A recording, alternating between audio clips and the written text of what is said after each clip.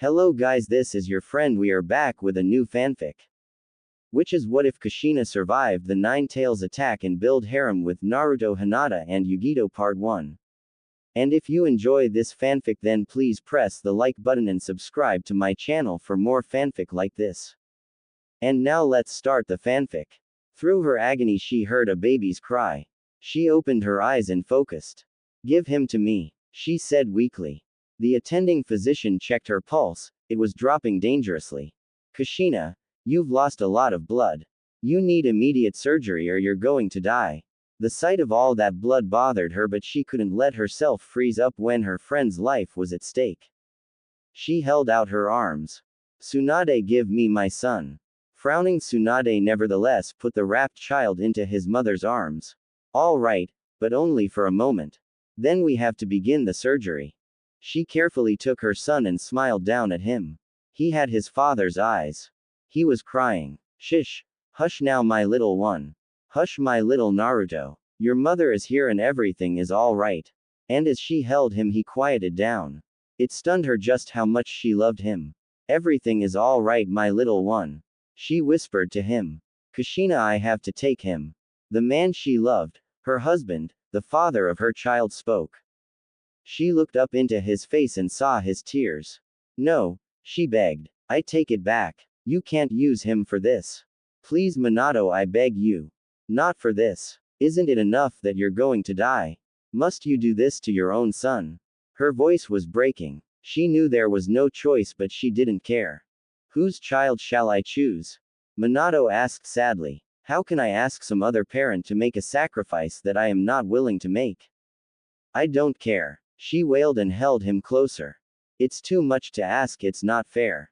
"No, Kushina, it's not," he agreed sadly. "But it must be done. I am sorry, Kushina, but you have to go into surgery right now." Tsunade put a needle in her arm and injected her. "No, don't. Kushina closed her eyes. Namikaze Minato, the Yondaime Hokage of Konohagakure, took his newborn son into his arms. He wept unashamedly. "Forgive me, my darling wife. Forgive me, my beloved son, for what I must do now." He looked at Tsunade. "Will she be all right?" "I hope so, but I can't guarantee it." He nodded. He prayed that both she and Naruto would be all right. But he knew that whatever happened, he would not be there to see. "Please tell her that I love her and am truly sorry, but this is the only way." "I will tell her," Tsunade promised. "But she knows already." He looked at his crying son. "They'll see you as a hero, my son. They will honor you for the sacrifice you make for their sakes." Tsunade watched him leave the operating room with his son. "I am never going to see that brave man again." She couldn't even spend any more time regretting Minato's fate. She began the emergency surgery to try and save his wife. "I shouldn't even be here. I should be in a casino hundreds of miles away, but when a friend asks you to deliver her child, how do you say no?" She truly hated being in Konoha. Everything here just reminded her of all that she had lost.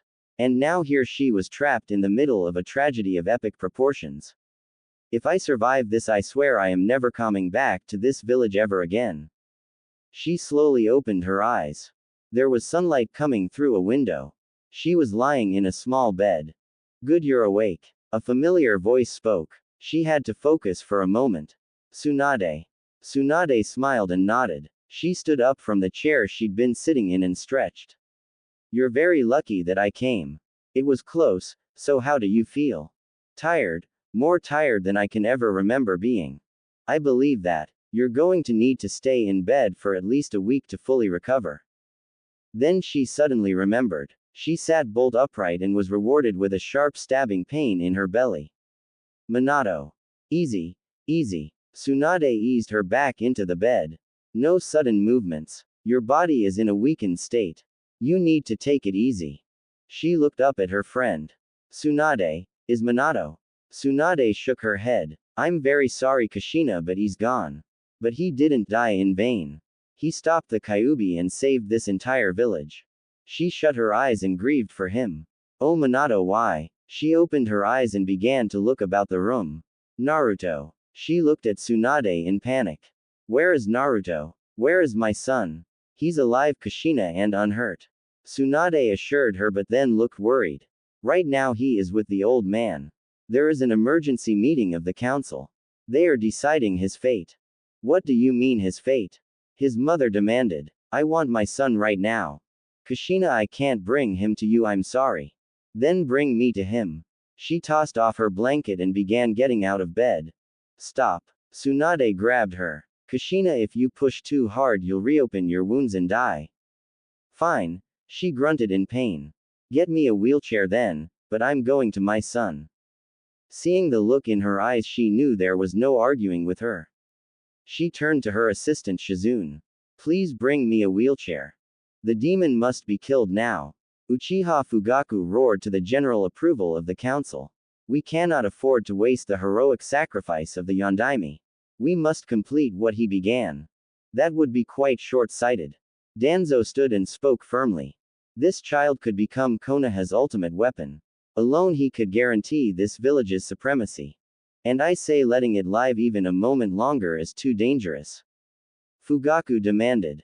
There is no it, the Sandame said quietly and with dignity. There is a him. He pointed to the crib beside his seat. Amazingly the child was sleeping peacefully through all the shouting. Do you understand what it is that you are suggesting, Fugaku? You wish not only to murder a helpless infant but the Yondaime's only son. I am truly sorry that it is necessary to sacrifice the Yondaime's son to guarantee the survival of this village. But how many innocents have died already? Fugaku asked. I say the demon must be killed. Touch him and I swear I will kill you.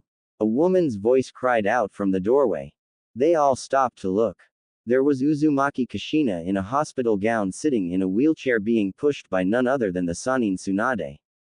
Sarutobi, give me my son. I am taking him home with me right now. Kushina demanded. How dare you interrupt us? Uchiha Fugaku spoke up. This is a meeting of the council. You have no place here. My place is wherever my son is. Kushina shot back. And as for a meeting of the council, I believe Namikaze has a hereditary seat, does it not? With the death of my husband I am now head of the Namikaze clan. Husband? Kaharu shouted. When were you married? Danzo demanded. A year and a half ago in Whirlpool Country. Minato-kun wanted to keep it secret to protect me. He did however have the marriage documents filed with the Office of Citizenry so that in case we had children their citizenship would not be in dispute. Sarutobi can personally vouch for this as Minato gave him the papers. Before an argument could erupt, Sarutobi spoke up. It is true and I can provide you all with copies of the documents. An unhappy murmur ran through the council. Everyone had known that Kushina was the woman in the Yondaime's life. No one questioned Naruto's paternity. But it made a world of difference to them whether he was a fatherless bastard or the legitimate heir to one of the richest and most honored clans in Konoha. This makes no difference. Fugaku shouted. Whether the child is legitimate or not, he must die to preserve Konoha. Lay one finger on him and I will kill you. Kushina threatened. And if she doesn't then I will. Tsunade growled. I am Naruto's godmother and I'll slaughter anyone who threatens my godson. Hyuga Hiyashi suddenly stood up. The Hyuga clan will also protect this child. He declared loudly, which brought all conversation to a halt. Hyuga and Namikaze have shared close ties for generations and the Yondaime was a dear friend to both me and my wife. Out of respect for his memory we will not allow any harm to befall his son. This declaration by the Hyuga clan was decisive. Even Uchiha Fugaku had no stomach for openly opposing the Sandame, Asanin, Namikaze, and Hyuga. Kushina looked over to Hiyashi and bowed her head to him in deepest gratitude. Hiyashi nodded in acknowledgement. Sarutobi, give me my son. Kushina said. Nodding, Sarutobi reached into the crib and did just that. His mother took him and held him close. Shish, there, my little one, it's all right now. I won't let anyone hurt you. The sight of a mother holding her child made many of the council members who had been calling for blood just moments ago reconsider. They were all ninja, they were all killers, but even for ninja there should be limits. Uchiha Fugaku did not change his mind though he remained silent. I am going to pass a special decree. Sarutobi announced. In order to give this child some chance at a normal life. I order that no one who knows the truth of the Kyuubi be allowed to speak of it to anyone who does not know. And this will include speaking of it to your own children. The only people who shall be permitted to do so shall be the sitting Hokage and Naruto himself when he gets older. You should really still be in the hospital. Tsunade repeated. No, Kushina repeated. If the council members were that savage, I certainly don't trust the regular villagers. I can better protect Naruto here than in a hospital. All the servants have worked here for years and loved Minato. I trust none of them would ever harm his son. Tsunade sighed, once again defeated. Kushina gave her friend a sly little smile. So you're his godmother, huh? Funny, I don't recall me or Minato ever offering you the position. Tsunade looked a bit embarrassed. It's called a bluff. Sometimes you can convince an opponent you have more in your hand than you really do. Kushina shrugged. It's fine, Tsunade. Since you've volunteered, the job is yours. If anything happens to me, I expect you to take care of my son. Tsunade looked at her in panic. Nothing had better happen to you. I am not cut out to be a mother. Kushina enjoyed her first honest laugh since the whole ordeal had begun. You'd better heal me well then. Look, Kushina, Tsunade said seriously. I'll stay until you're well, but once I leave, I'm not coming back. Ah, so you never want to see me or your godson ever again? She held up her son so his smiling face was looking directly at the Sannin. Naruto-kun would miss you, wouldn't you, my little Naruto-kun? Tsunade looked at the child's adorable little face. Stop it. You are shamelessly using your baby's cuteness against me. Kushina gave her one of her huge smiles. Whatever works. Tsunade grinned. All right, I'll tell you what. Since I have 2 reasons to come back here, I'll promise to return for at least a few days each year. How's that? Kushina turned her son around so that he was facing her. Well, what do you think? Naruto laughed at the funny face she made. Naruto and I accept your terms. As she tried to chase down her son, she wondered if all 5-year-olds could possibly have this much energy. He was always a rather excitable boy, and now he was so excited about his party he was practically bouncing off the walls. Even with everything he had to endure, he was a very happy and in most ways very normal child. That amazed her sometimes. Naruto always seemed to be happy. She would think of the things he had missing in his life, such as his father, a group of friends his own age, or the freedom to go about unwatched. She would feel guilty thinking he was deprived. Yet then he would smile and laugh, and she would be reminded of what he did have. He had a home where he was protected and watched over, he had one kind-hearted girl who was his friend, and he had a mother who loved him with all of her heart. He had love and was never ever alone. That seemed enough to make him a very happy little boy. They lived in a mansion on a vast estate neighboring the Hyugas. They were wealthy and had loyal servants who cared for Naruto. They were rich in wealth, power, and honor. That did not mean life was easy or trouble-free. Naruto was rarely ever allowed to leave the Namikaze estates. When he did leave, he wore custom-made body armor, had an Anbu squad to escort him, and had his mom there armed to the teeth. The precautions were not excessive. There had been no fewer than 47 attempts on his life. A dozen of those had been made by shinobi, with the rest being made by regular citizens. That broke her heart. Minato-kun had tried to protect her from the enemies he had made in foreign villages. But it was his own people who wanted to kill his son. The people he had died to protect. To most of them, her late husband was little short of a god. The people of Konoha worshipped his memory. Yet some of them saw no contradiction when they tried to kill his son. She didn't try to argue with or convince them. She just killed them. All around the perimeter of the Namikaze estate were large red signs with blocky black letters. These signs informed one and all that trespassers would be killed on sight and without warning. And they were. She had been one of the most powerful Jonin of Whirlpool Country when she'd met and fallen in love with Minato. Since her pregnancy, she'd not gone on a single mission. But she'd kept her skills sharp and put them to regular use. So far she had killed 14 shinobi, including 1 Chunin and 1 Jonin, and 137 citizens. She carried a razor-sharp 4-foot-long katana and was a blade master. She had no problem dulling it on anyone who threatened her child. Minato had been the world's leading seal master, surpassing even his sensei Jiraiya. Every inch of the perimeter and every entryway on the mansion had been warded. She was no seal master, but Minato had shown her enough to maintain and use the seals he'd put there. No one could enter the Namikaze estates or mansion without her knowing it. And when anyone did so without her permission, she killed them. She never asked them for their reasons or offered to let them surrender. Last year in the early morning of October 10, half a dozen men managed to scramble over the 10-foot-high iron fence and barbed wire. They were clearly drunk and armed with nothing more deadly than bats and broken bottles. She could easily have knocked them out and tied them up. She didn't. She separated their heads from their drunken bodies and piled them up outside her front gate where people could see them. The Hokage had called her into his office after that and asked her why she had done that to men who were no real threat to her. Kushina replied that everyone in Konoha knew where the Namikaze estates were and who lived there. Those men had gone there deliberately, ignored the warning on the big red signs, and proceeded to climb over a 10-foot iron fence topped with barbed wire. If they were willing to do all that for the sake of trying to harm her son, then they were serious enough to deserve killing. Legally, there was really nothing Sarutobi could do.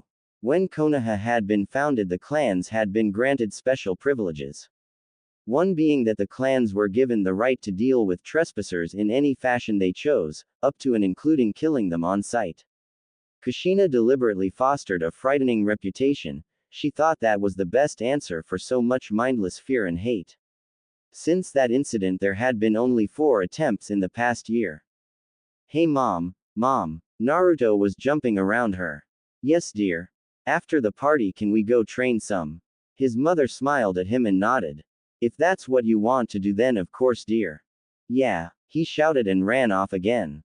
He was only 5, but she had been giving him training. She had brought him up on stories of his father. That part of his legacy he knew well. The other part would wait a few more years. He had embraced his heritage as the son and heir of the great man and was determined to be even greater. He wanted to be Hokage and to protect the village as his father had done. That was her son's dream, and she would do everything in her power to make it happen. So far she had given him taijutsu training and started on basic weapons. Kunai and shuriken. He was already itching to get a katana in his hands. But he would have to master kunai and shuriken first. He loved training with her. No exercise was too hard or too repetitive so long as he was doing it with her. She would start giving him ninjutsu training before he entered the academy. She had already decided that he would attend the academy. Not so much for the instruction as for the chance to interact with his peers. If he was going to be Hokage one day, then he would need to know how to deal with people in different situations. Hiyashi, his wife Hana, and their little daughter Hinata arrived. Welcome and thank you so much for coming. Kushina greeted them. Since that day in the council meeting, Hiyashi and the Hyuga clan were about the only people in Konoha willing to treat Naruto like a normal child. On those rare occasions she had to be away, he stayed at the Hyuga mansion under their protection. It is our pleasure, Hiyashi said. Hinata has been looking forward to this all week. Hana said with a smile. Naruto stepped forward and offered them a proper greeting. He then turned to Hinata, his favorite playmate and only friend of his own age, and gave her a huge smile. Hey Hinata-chan, want to play? The little girl immediately blushed and pressed her index fingers together. Sure Naruto-kun. He grabbed her hand and led the way. As the two of them went off to play, the parents all shared a smile. Don't they make a cute couple? Kushina asked. They do indeed. Hiyashi agreed. Kakashi Nisan. Naruto shouted excitedly. The Anbu captain and former student of his father's smiled at him from beneath his mask. Yo! Happy birthday Naruto! Can you summon your dogs so I can play with them? He asked eagerly. Sure. Kakashi had taken it upon himself to watch out for his beloved sensei's son. When Naruto left the estates, Kakashi was always the one in charge of the Anbu escort. He also made it a point to visit him regularly to share stories about his father.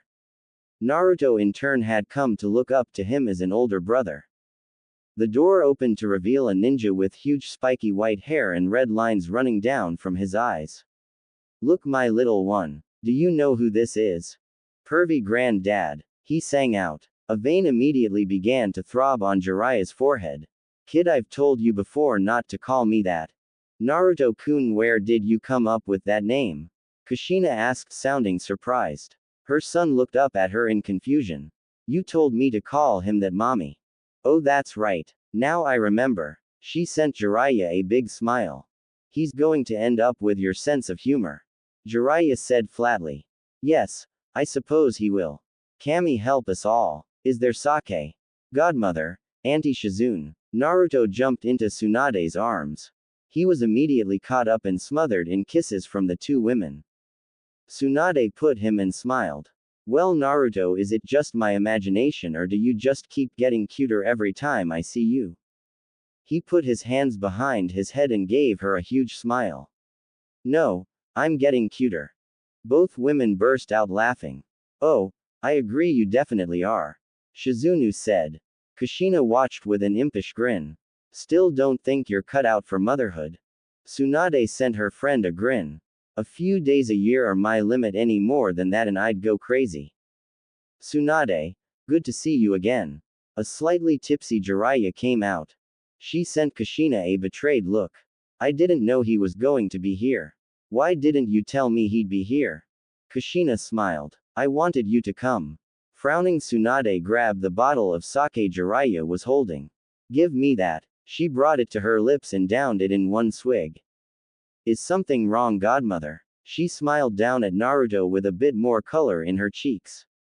Oh no, honey, I'm just happy. Jiraiya laughed. Wait a couple hours and she'll be even happier. Kushina just managed to cover up her son's eyes so he didn't see godmother start beating on granddad. Hello, Naruto. Happy birthday. Hey, old man. Naruto said. Naruto-kun, please show our guest the proper respect and call him Hokage-sama.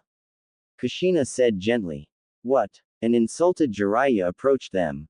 His left eye was closed and the large black eye made an interesting contrast to the rest of his face. I am Jiraiya, one of the three ninjas of legend, the all-knowing Toad Sage, as well as a respected and famous author. How come you have Naruto treat Sarutobi with respect but not me? Kushina sent him a frosty smile. Sarutobi never tried to peep on me in the bathhouse.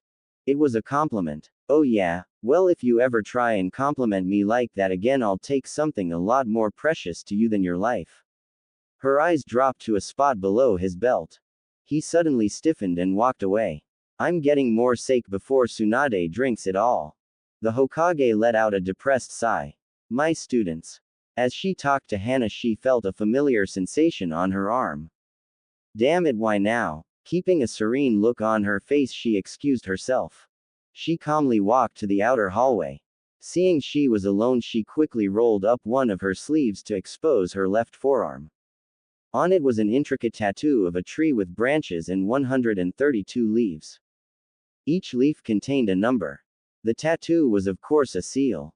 One Jiraiya had been kind enough to give her that connected her to all the wards on the estates. Looking at the tattoo, the tree trunk, branches, and leaves all seemed to be made of black ink.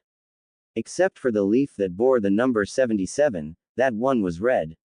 She rolled the sleeve back down and casually headed towards the front door. Her habit of always being armed and in her gear meant she didn't have to waste time getting ready. With luck, she could be back before anyone even knew she had gone. Mom. Naruto ran up to her just as she was heading for the door. She let out a small sigh. He seemed to have a sixth sense when it came to her leaving or returning. Mom, where are you going? He latched onto her leg. Smiling, she reached down and stroked one of his whiskered cheeks. Mommy just needs to take care of something, then I'll be right back. He tightened his grip on her leg. Don't go, Mom. I want you to stay. She looked into his face and saw that he was scared. He was a very strong and brave boy. Most of the time he handled things with a maturity far beyond his years. But then there were times when he behaved like a 5-year-old. More specifically, he acted like a 5-year-old whose mother was his entire world. He usually hid it well, but she knew he hated it whenever she was away. Smiling, she bent down and gave him a comforting hug. It's all right, my dear one. She looked over at the grandfather clock in the hall. Naruto-kun, what time does the clock say? He looked over at the large ornate clock. It says 7:33. She gave him a confident look. Mommy will be back in 5 minutes, before the clock says 7:38. This seemed to calm his fears. Promise, mommy. I promise. She gave him a kiss on his cheek. I never go back on my word, for that is my ninja way. Now go and play with Hinata. Naruto nodded and went into the family room where Hinata was rubbing Pakun's belly. She checked her watch and hurried to the door. Kakashi had watched the scene play out and a suspicion what was going on. Anything I can help you with, Kushina? She sent the young Anbu captain a light-hearted smile. Oh no, just woman's work. She didn't have trouble finding him. He was hiding in some bushes on the southern end of the estates where the woods were. They always through the south end where the trees and shrubs were. Never mind that there were 300 yards of flat ground and mowed grass to the mansion. You're early. Her voice called to him. Ack. The single man jumped to his feet, pulled out his weapon, and looked up.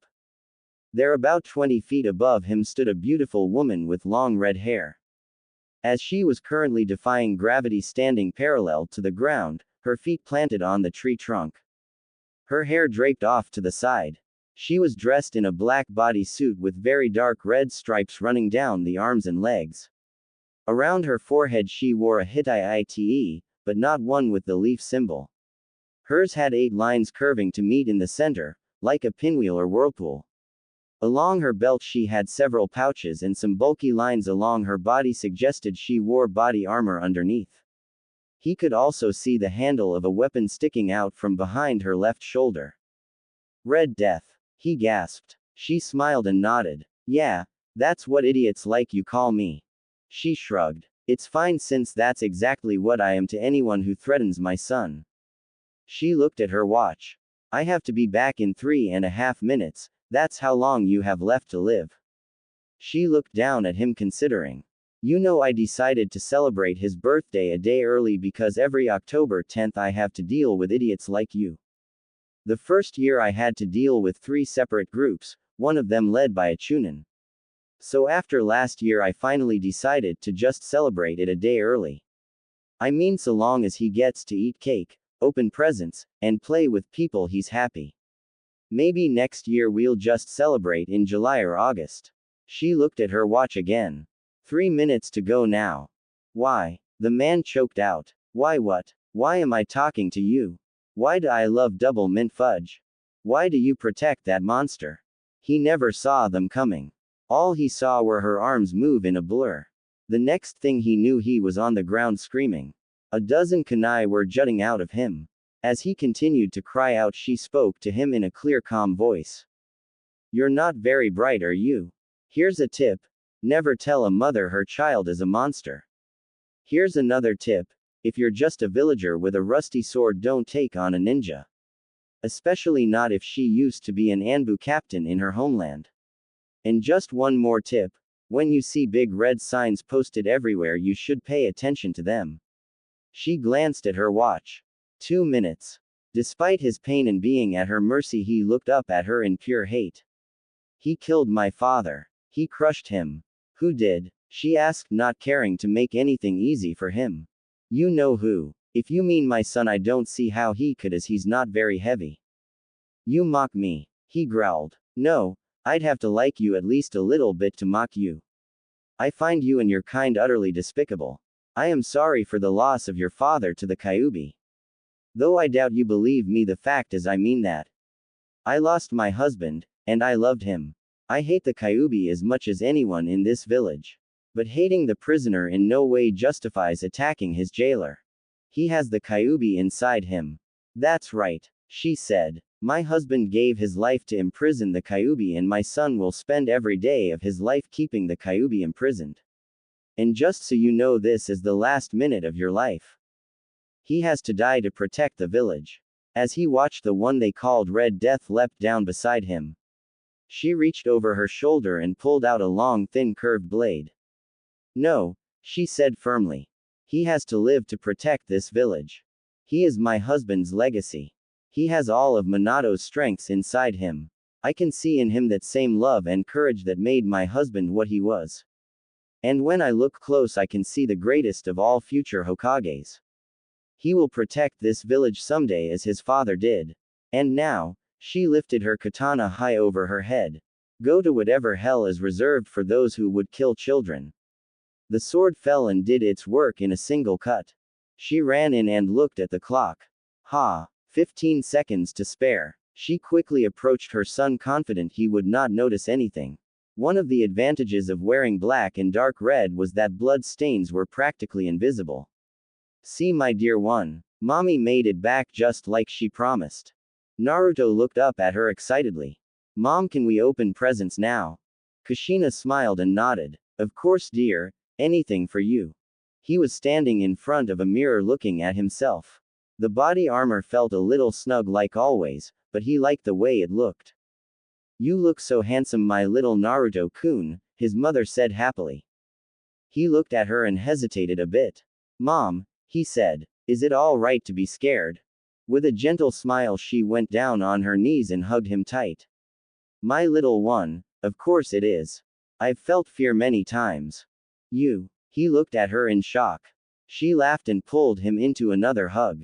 Of course. Being shinobi doesn't mean we stop being human. Bravery is not having a lack of fear. It's the ability to do what you need to even in the face of your fear. Always do what you know to be right, even if you are afraid. If you do that, I will always be proud of you. He immediately hugged her back fiercely. I want you to be proud of me, Mom. My little one, I have never been anything else. When he finally let go of her, she got up to get his coat and help him put it on. Once it was on, he looked at himself in the mirror again. Mom, if I wear this, everyone is going to notice me. He looked at her questioningly. You always say a good ninja should be able to blend in anywhere. Won't this make me stand out? She nodded, pleased that he had taken that lesson to heart. Most boys his age were eager to stand out. Naruto wanted to earn people's respect through his actions. He didn't care about simply being noticed for how he looked. In this village, Naruto-kun, there is no avoiding that. When you begin your shinobi career and travel to other places, you can try and become invisible. But in Konoha, everyone who looks at you will know who you are. Suddenly her face changed and she gave him one of her rare stern looks. Inside he panicked and wondered if he had done something wrong. Listen very carefully to what I am about to say, Naruto. Paling a bit, he nodded and gave his mom his complete attention. People are going to look at you, Naruto, and some of them will hate you. Don't ever wonder if it's your fault they look at you with hate. Those people are blind and will never see the truth no matter how many times you show it to them. But for everyone else, try and show them what is in here. She gently touched his chest. And here. She touched his forehead. Show all of them that you are Namikaze, Naruto. You are your father's son and you are my son. In you is all the best of the Namikaze and Uzumaki clans. In you, my son, is a great man and great leader. Someday you will be clan head and, I have no doubt, you will be the greatest of all Hokages. She shut her eyes and tried not to sob. Oh Minato, if only you could see him, how proud you'd be. Mom, why are you crying? Naruto felt himself about to start crying as well and didn't know why. Opening her eyes, she quickly wiped her cheeks and gave him a reassuring smile. I am crying because the world is unfair. Naruto, I want you to promise me something. Anything, Mom. Promise me that whatever happens in your life, no matter how you may be hated, no matter what terrible secrets you may learn, and no matter how hard things may become, promise me that you will never forget who you are. He put his arms around her and hugged her with all of his might. Mom, I swear to you on my life that I will never forget who I am or who I come from. That's my promise of a lifetime. And you never go back on your word because that is your nindo. She smiled at her son. He nodded. Just like yours. She gave her son a kiss on the cheek and brightened a bit. Well, let's go, Naruto-kun, or your silly mother will make you late for your first day at the academy. Are you all right, Hinata-san? Kurenai asked, feeling real sympathy for the poor girl. She seemed very depressed. I am fine, she said dully. Please just call me Hinata. Just a short while ago her father had told her that he was disappointed in her and did not think she was a worthy successor. Since her mother's death 2 years ago, her father had grown increasingly distant and critical. His harsh words not only hurt her, they played on her own self-doubt. I'm weak. Maybe father is right. Hey Hinata-chan. Her thoughts lifted when she heard his voice. He and his mother were approaching. She immediately noticed how he was dressed. Oh, hello Naruto-kun, why, you look very handsome this morning. She felt herself begin to blush as she smiled shyly. Her index fingers were pressing against each other. Naruto gave her one of his big smiles and scratched the back of his head. Thanks Hinata-chan, you look as cute as you always do. Hearing that, she immediately went 3 shades darker. Kurenai offered a formal bow to the woman who was the head of the Namikaze clan. I am Yuhi Kurenai and am most honored to meet you, Kushina-san. I thank you for allowing Hinata and I to accompany you and your son. Kushina smiled and returned the bow. Please call me Kushina. And you are very welcomed. Hinata is a dear child and I welcome one more set of eyes to watch out for trouble. Hinata laughed and the two of them looked at her and Naruto. Kurenai grinned and sent Kushina a questioning look. Kushina grinned and nodded. 2 Anbu operatives landed about 10 feet from them. One of them approached and bowed to Kushina. Kushina-san, I am Captain Tenzo and I am in charge of the 2-man Anbu squad that will escort your son to the academy and back again. Kushina acknowledged him with a slight bow of her own. Thank you, Captain. With Kakashi out of the village, I trust that you will make sure of my son's safety. Kakashi thinks highly of you and I trust his opinion. If he trusts you, then I will as well. Thank you, Kushina-san. He and his partner disappeared. Kushina turned to the 2 children. Shall we go? Yeah, come on Hinata. As was his habit, he grabbed her hand and led the way. As was her habit, she blushed and followed him. Hinata kept a small grin as they walked in public. Though she knew they were only friends, she let herself pretend for a bit that he was her boyfriend and they were strolling hand in hand. As they went down the streets, they noticed. As Kushina had warned her son, everyone in Konoha knew instantly who he was. And if by some bizarre miracle they hadn't, what he was wearing would have driven it home. The reception was about what Kushina had expected. Perhaps 1 in 10 people openly scowled or looked angrily at them. But no one dared to yell or curse at them, never mind approach them. Kushina's reputation was such that even on crowded streets they tended to be given at least 10 feet of space.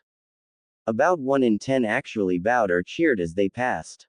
These were people to whom Naruto was the Yondaime's son, not the Kyuubi. To them at least Naruto really was a hero, or at least the son of a hero, which would do. To Kushina, this minority represented how everyone in Konoha should have behaved towards her son. Seeing them gave Kushina a small hope that things would get better. Actually, they had gotten better. There had been no attacks for a year and a half, not even on the last anniversary.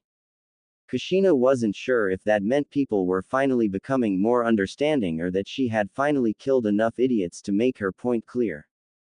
Probably a combination of both, but so long as they stop attacking Naruto, I don't really care why. So 10% still hated him, 10% loved him, and the other 80%. They got out of the way and kept their faces blank.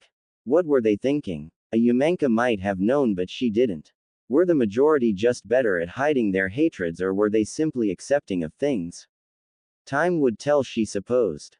So what are you up to, foreheads girl? A loud blonde 8-year-old girl shouted.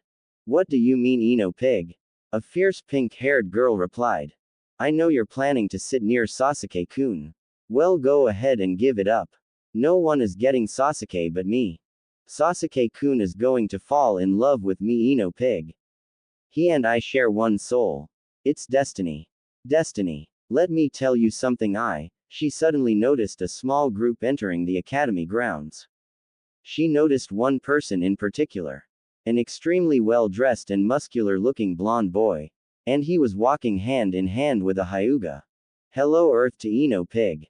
Sakura snapped her fingers in front of her best friend, worst enemy. What's wrong with you? Hey Sakura, who is that? She pointed. I thought I knew all the hot boys in Konoha, but I've never seen him before. Sakura took a look. I don't know.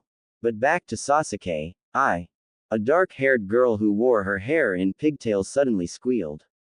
It's him, Delona said. Who? Ino asked, really curious now. Delona gave them a dreamy smile. The Yondaimi's son. Upon reaching the academy grounds they stopped. Checking her watch, she saw the kids had 5 minutes. She put a hand on her son's shoulder. Did you bring everything? She asked him. Yes, Mom. Do you have your lunch? He nodded. Do you have your kunai and shuriken? Yes, and they're all sharpened. I see you have your sword. He wore it on his back like she did. Is that sharp too? He frowned. Well, it's as sharp as I can get it, but it's just a regular old sword. Now if I had a katana.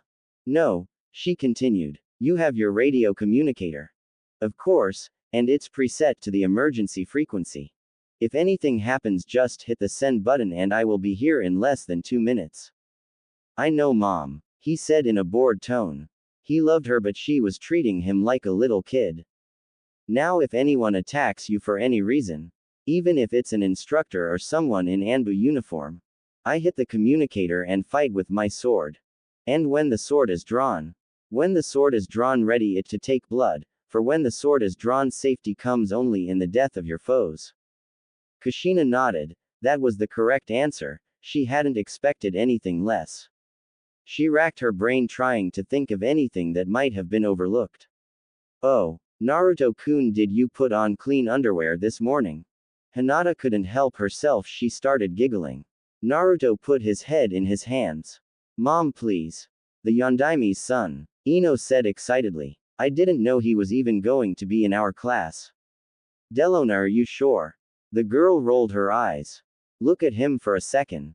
He's practically a younger version of the Yondaimi. Plus, if that's not enough, look who he's talking to. Red-haired Kunoichi with a sword and a whirlpool Hitai-ite. Ino's jaw dropped. Of course, she was the queen of all gossip and knew about everyone who was anyone. So of course she knew all about Namikaze Kushina. I don't believe it, it's really her. The Redda, HMPH. Sakura slapped a hand over her mouth.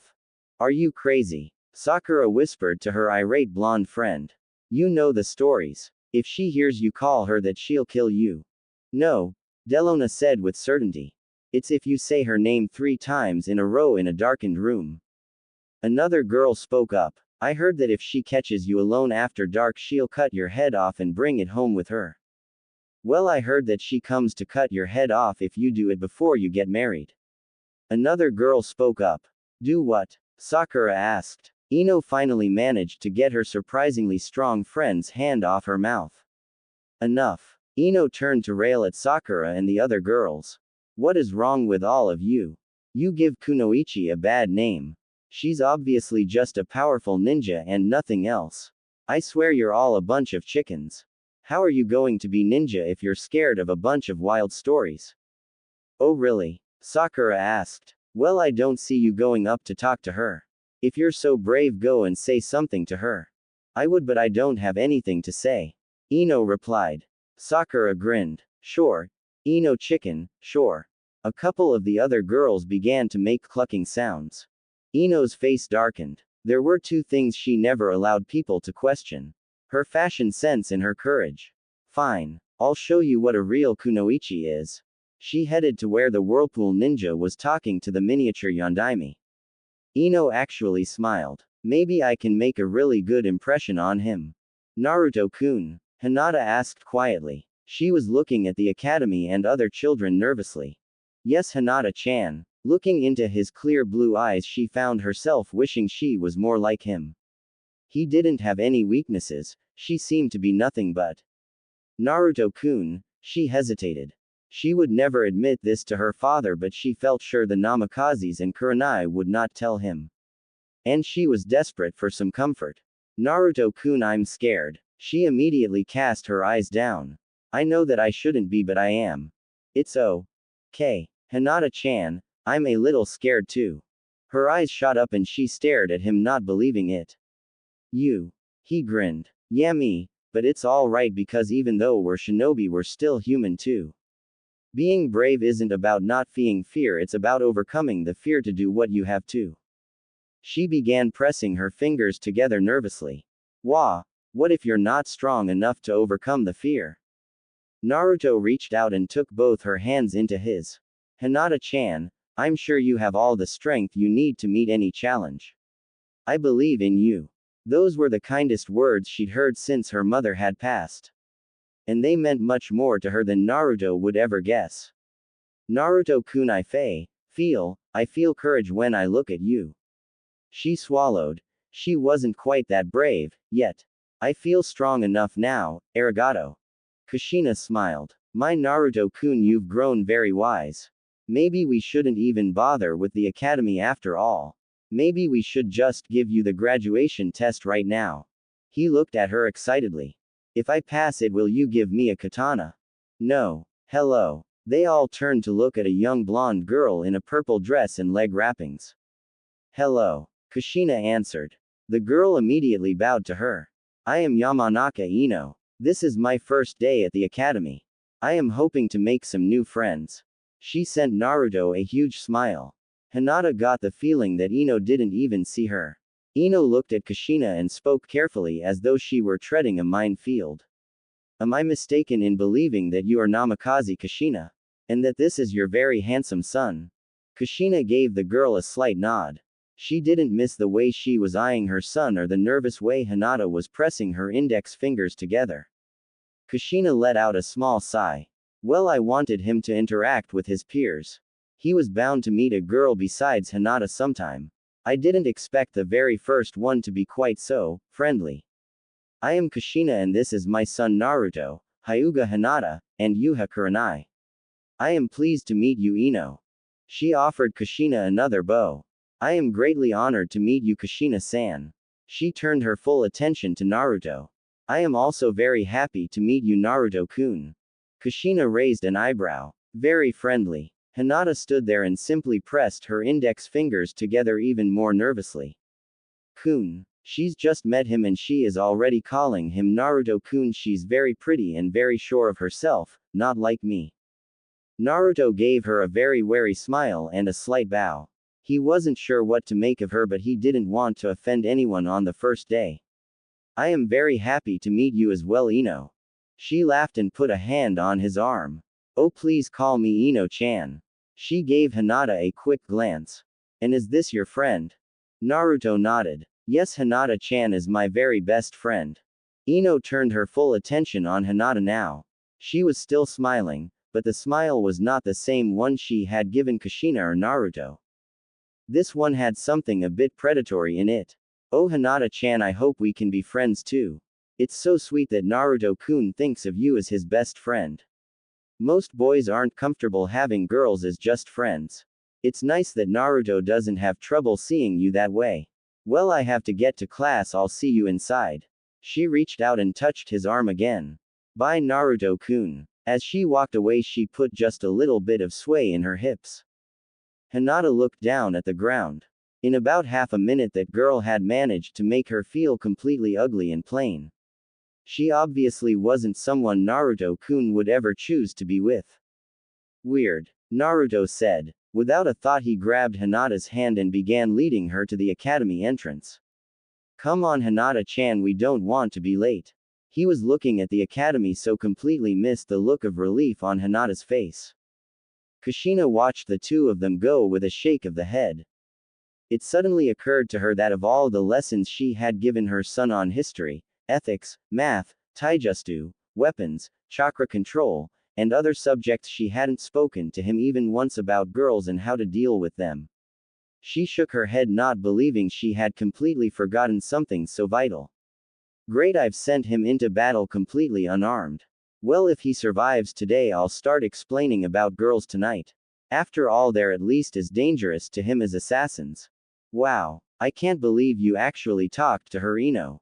What did she say? Delona was pulling on her pigtails excitedly. Forget her. What did he say? The Yondaimi's son? Another girl asked. Oh, You mean Naruto-kun? She said indifferently. Naruto-kun. You actually called him that. Delona practically screamed. I sure did. Ino sounded as though it were the least important thing in the world.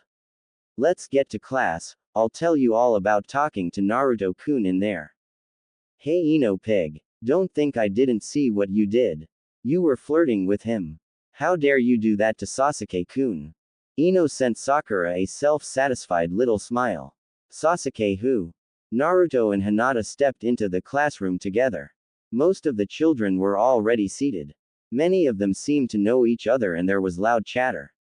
Naruto looked at the seats trying to find a couple that were open net to each other. Who are you supposed to be? A voice spoke to him. Naruto looked over to the first row where a boy with black hair and dark eyes was looking amused. Excuse me? Naruto asked. What's with the get-up? The boy clarified. Naruto was wearing a black bodysuit with dark red stripes along the arms and legs. Beneath he wore his custom-made body armor.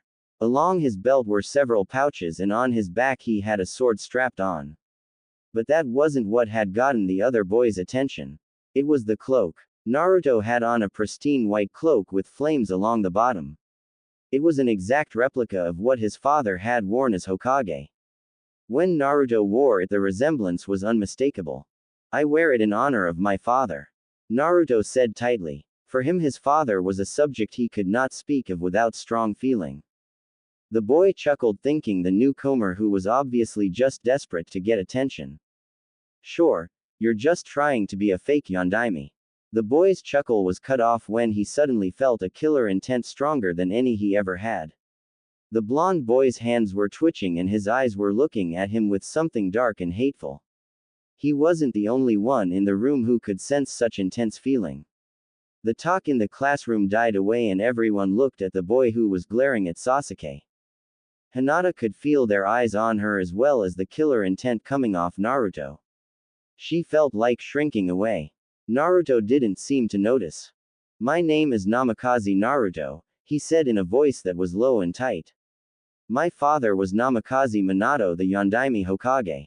Sasuke smiled and leaned back in his chair. Oh, so you're him, huh? My father said I should stay away from you, that you were dangerous. Your father was right. He took a breath and brought his anger back under control. What's your name? Uchiha Sasuke. Naruto smiled. Well, Sasuke, my first impression is that you're a jerk. He reached back to take hold of Hinata's hand again. Come on, Hinata, there are a couple seats in the top row. Sasuke watched him go with a smirk. His mom might be dangerous, but he was nothing special. Ino watched as the two of them passed her.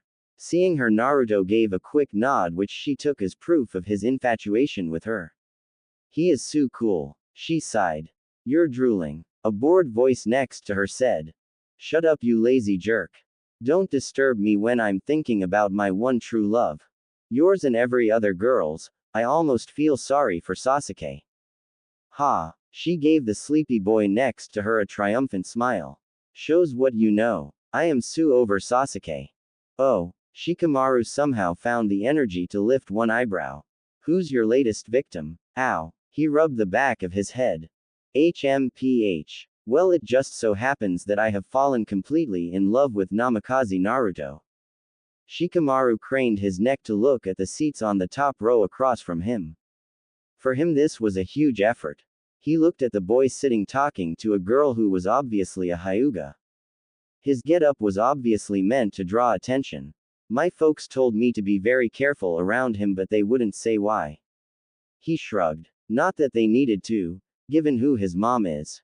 Every child in the classroom had been told more or less the same thing about Naruto. The exact words and the degree of vehemence varied, but the basic message was the same. Stay away. And none of them would say why exactly. Of course, all the children were smart enough to figure out the reason. His mother was someone so scary mothers used her to frighten their children. It was easy to understand why the parents would want their children to keep clear of her son. Anyway, he doesn't look dangerous. Oh, he is. She looked over dreamily. You can tell just by looking at him. For Ino and most of the other girls, the fact that her parents had warned her to stay away from him only made him even more attractive. He was dangerous. She even liked those weird scars on his cheeks. They gave him an exotic sort of feral look. He was definitely one of a kind. She was starting to drool again. Shikamaru decided saying anything more would be troublesome, so he put his head back down and tried to take a nap. Iruka and Mizuki both stood in the doorway observing the class for a moment. They had both witnessed the confrontation between Sasuke and Naruto. They had been on the point of intervening when Naruto brought his killer intent back under control. "So what do you think?" Mizuki asked. Iruka sighed. "I think these are going to be a very interesting 4 years." He gave Mizuki a small grin. "He really does look like him, doesn't he?" Mizuki nodded warily. "On the outside he does. But then he smiled. He certainly doesn't lack confidence. We have an Uchiha, a Hyuga, and a Namikaze in one class. This has got to be the first time that's happened in at least 20 years. Iruka sighed. "At least he seems to be getting along with the Hyuga girl. Hopefully he learns to get along with the Uchiha as well." "Somehow I don't think that's going to happen." He looked at his watch. "It's 8. Iruka nodded. "Right." With that, he and Mizuki entered the classroom. The children quickly quieted down when they saw them. Iruka took a spot directly in front of their seats. He gave them all a smile and motioned for silence. After a moment he spoke. "Hello children, my name is Yumino Iruka, and this is my associate Manos Mizuki. You will refer to us as Iruka-sensei and Mizuki-sensei. For the next 4 years while you are here we will be your primary instructors in the ninja arts. While you are here in this classroom or in the dojo or in the practice fields you are our responsibility. In the mornings we will concentrate on texts and written materials. At these times I will usually be in charge. In the afternoons, after lunch, you will receive physical exercise and training in taijutsu and basic weapons. At these times Mizuki will normally be in charge of you. Along with this standard instruction you can also expect to go on several field trips to develop survival skills. Now to help us to get to know each other I would like each of you to stand up and tell us who you are and what you hope to become." One by one the students did so. "I want, munch munch munch. To be just like my dad and show everyone that a pleasantly plump person can be a great ninja. HMPH, I want to be an ordinary ninja, have an ordinary career, marry a girl who is not too pretty or too ugly, have 2 kids, a girl and then a boy, retire when my daughter marries and my son becomes a ninja, and then enjoy a peaceful and carefree retirement until I die before my wife. I want to prove that a kunoichi can be beautiful and powerful. And I want to win the love of a special someone." The girl turned around and blew Naruto a kiss. Naruto had no idea what to think of this while Hinata began to press her index fingers again. "I want to be a good kunoichi and I also want," the girl looked at Sasuke and dissolved into giggles. "My name is Uchiha Sasuke. I want to prove myself worthy of my father's respect and to match my Nissen. I seek to master all of my clan's jutsus and to eventually help breed a new species of Kikai bug. I want to become a great ninja and fight with my dog Akamaru." As her turn approached she began to panic at the thought of all those people looking her and her having to talk. But then she felt Naruto's hand cover hers. He could always tell when she was really nervous. He leaned in and whispered to her. "Don't worry Hinata-chan, I know you'll be fine." She smiled at him and nodded. "Arigato, Naruto-kun." It was amazing how just his touch and just a few words could set her mind at ease. When her turn came she stood and spoke in a clear voice. "I am Hyuga Hinata. I wish to become a strong leader for my clan and to earn my father's respect, and the respect of one other person." She sat back down relieved she had managed to get through that without a stutter. Naruto slowly stood. "I am Namikaze Naruto. I have only one goal, an ambition really. I want to be the greatest Hokage that Konoha has ever seen." No one laughed at him. For they all knew that such a thing was hardly impossible for one with the Namikaze name and the blood of a Hokage in his veins. Iruka nodded, well satisfied with how well it had gone. Most of them lacked a strong sense of purpose and fell back on the standard answer of just being a great ninja or kunoichi. That was normal. While they were here, they would develop a strong sense of what they wanted or they would wash out. Some of them already possessed a very strong sense of purpose. His eyes drifted back up to Naruto. Well, thank you, that was very informative. You can trust both Mizuki and myself to do everything we can to help each and every one of you to reach your goals. Now we need to get an idea of your abilities. To begin with, can any of you use a jutsu? He didn't expect anyone to raise their hands. At this age, only someone who was a genius would be able to mold chakra. But to his very great surprise, not one but 3 hands rose. Well, this should be interesting. Very well, Sasuke, Shikamaru, and Naruto, come down here please. The 3 boys were soon standing before him. All right, who would like to go first? Shikamaru spoke up. Man, this is a drag, let me go so I can rest again.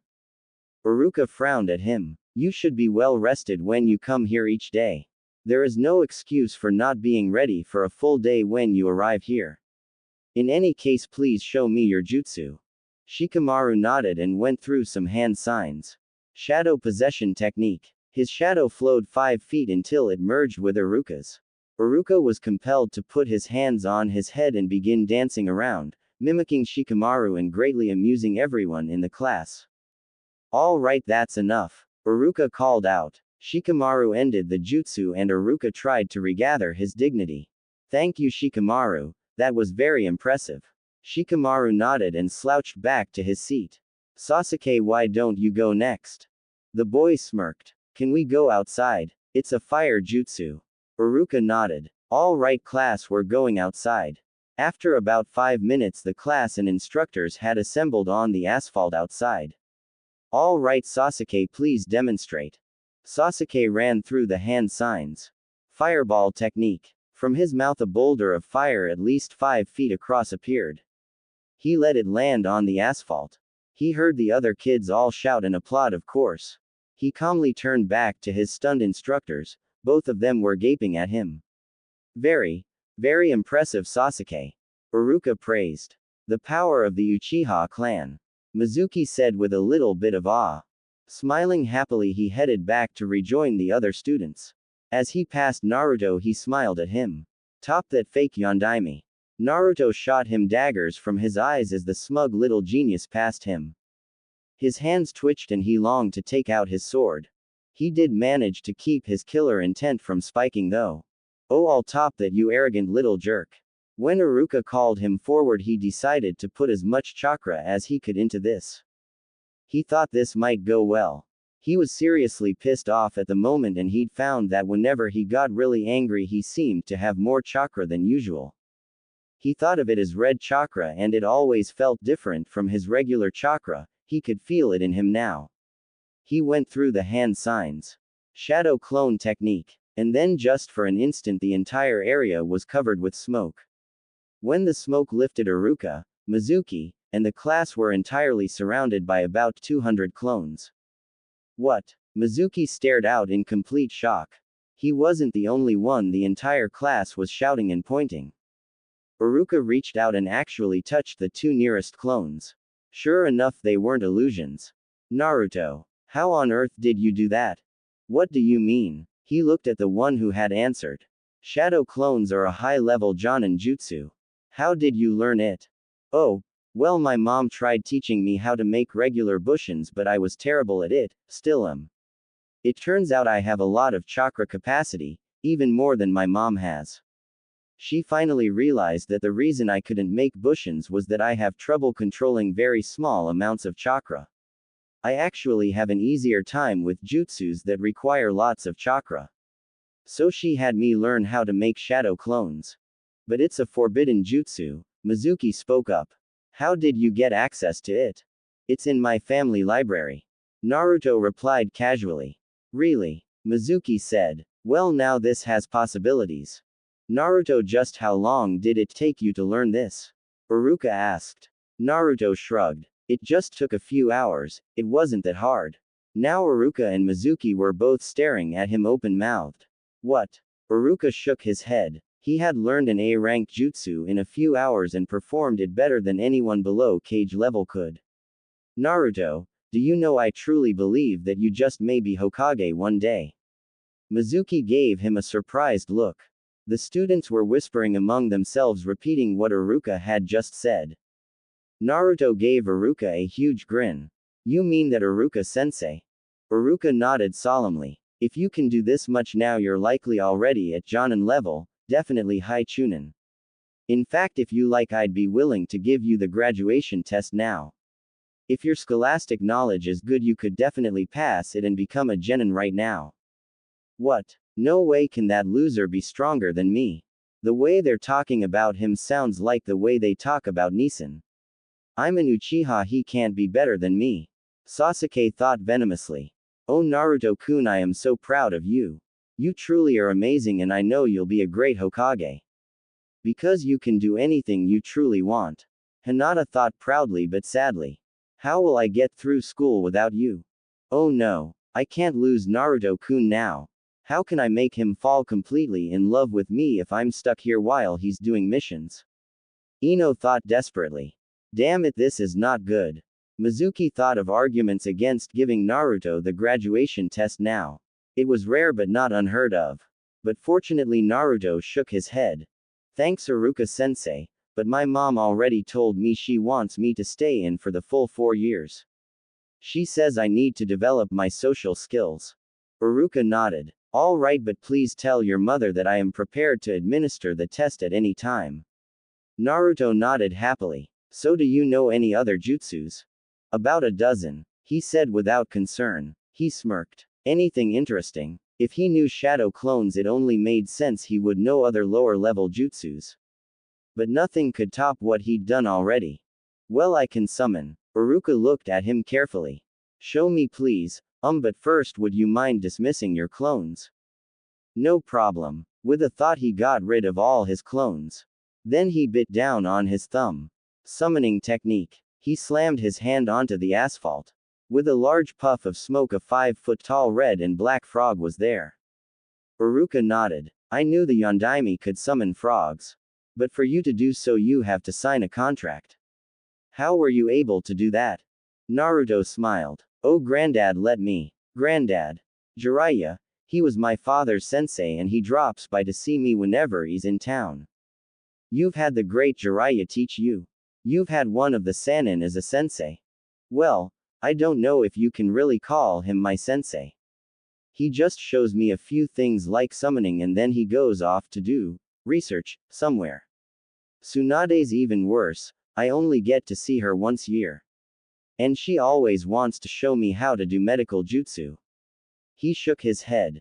Iruka and Mizuki were staring at him again. I don't suppose Orochimaru visits you too, does he?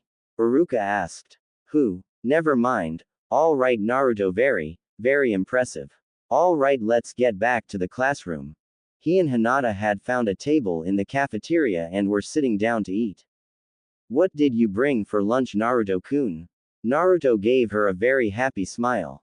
Oh, it's a real treat, Mom made her special ramen for me. I wish she would make it for me more often. But she says it's not healthy for me and stunts your growth. Well, Naruto-kun, if you ate ramen all the time, you probably wouldn't be taller than me. Hinata tried to point out the positive. Can I sit with you, Naruto-kun? Naruto turned around to see Ino standing beside him with a tray. Oh sure, Ino. Smiling, she took the seat across from him. She gave Hinata, who was sitting next to him, a very slight and quick frown.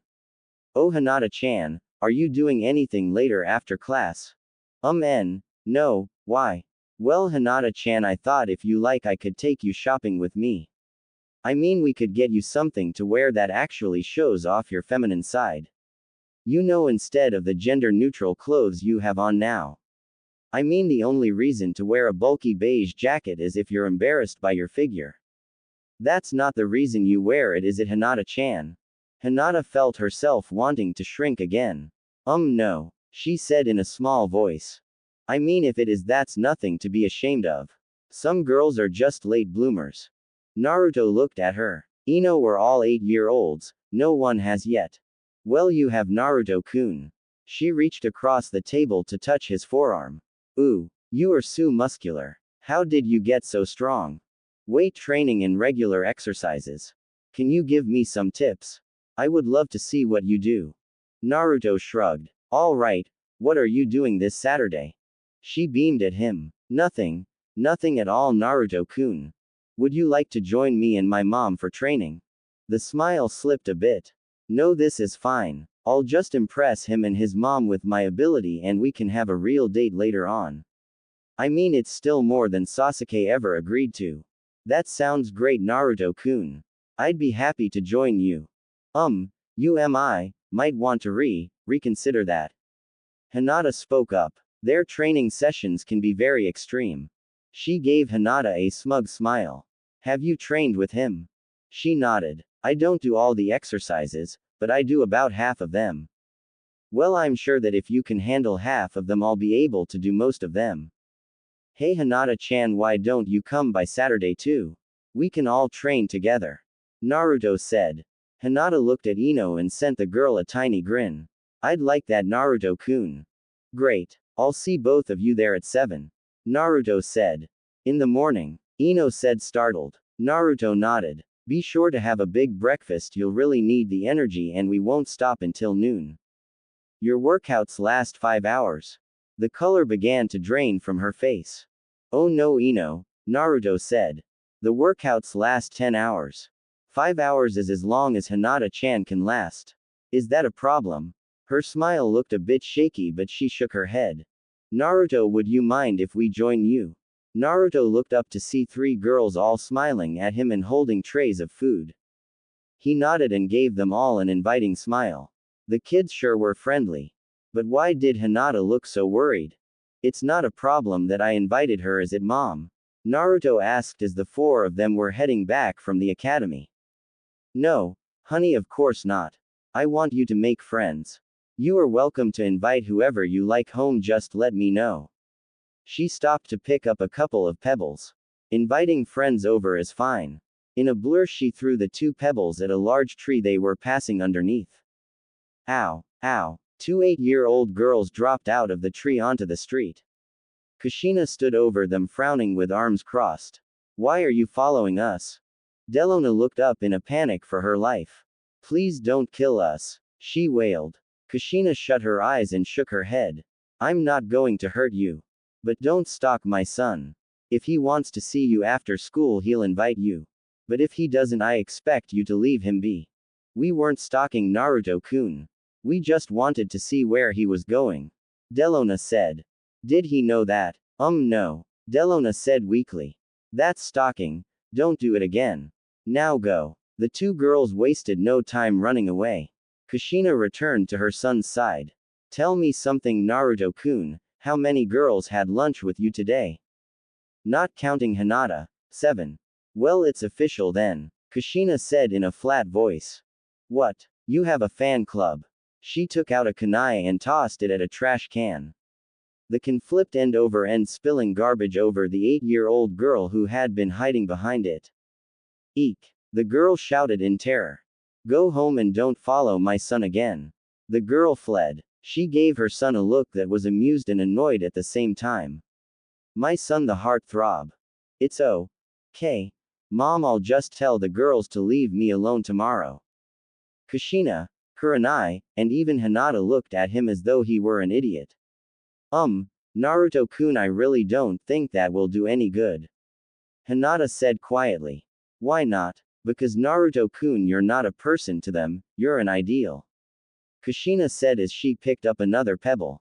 Huh. Kushina threw the pebble and a young girl in a yellow dress fell out of a tree. You, stalking, bad, don't. She shouted as the girl ran for her life. Now, as I was saying, except for Hinata, did any of those girls today really know you? I mean, other than your name, your ambition, and the fact that you are already powerful. Well, no, he said. Yet they're willing to risk a terrible and painful death. She shouted the last part and came to a halt.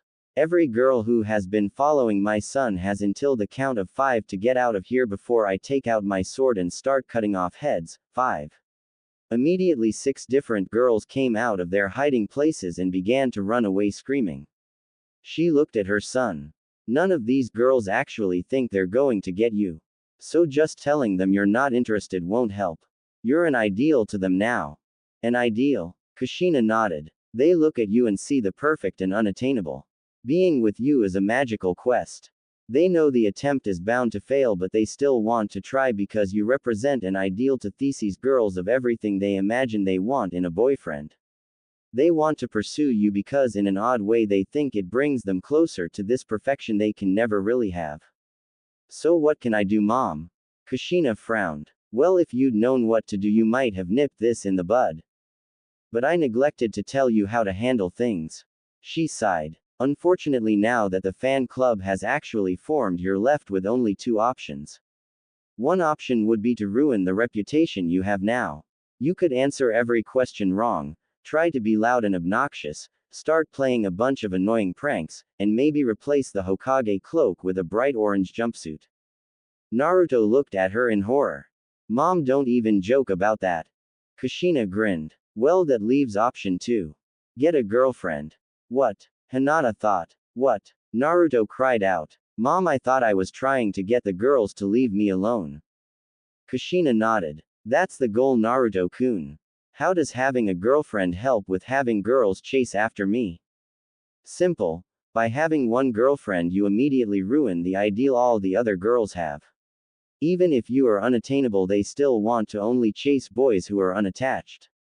If you have a girlfriend, that will take the steam out of most of the fangirls. Naruto frowned at her. I don't know, Mom. I mean, even if I wanted to, which girl would I pick? Kushina raised an eyebrow. Well, son, who would you feel comfortable spending time with, being alone with, and maybe even walking around hand in hand with? She glanced to where Naruto and Hinata were holding hands. Naruto seemed to struggle. That's just it, Mom. I don't feel comfortable with any of them. The only person in the whole class one feel comfortable around is Hinata-chan. Kushina just looked at her son blankly for a bit and waited. He didn't seem to get it. Finally she asked, Who? Hinata-chan. She cupped a hand to her ear. Who? He frowned at her. I said Hinata-chan. I feel comfortable around Hinata-chan. And then the light seemed to come on. Oh, I could have Hinata-chan be my girlfriend. Kushina smiled. Why, Naruto-kun, what a wonderful idea. Asking the girl you know and trust.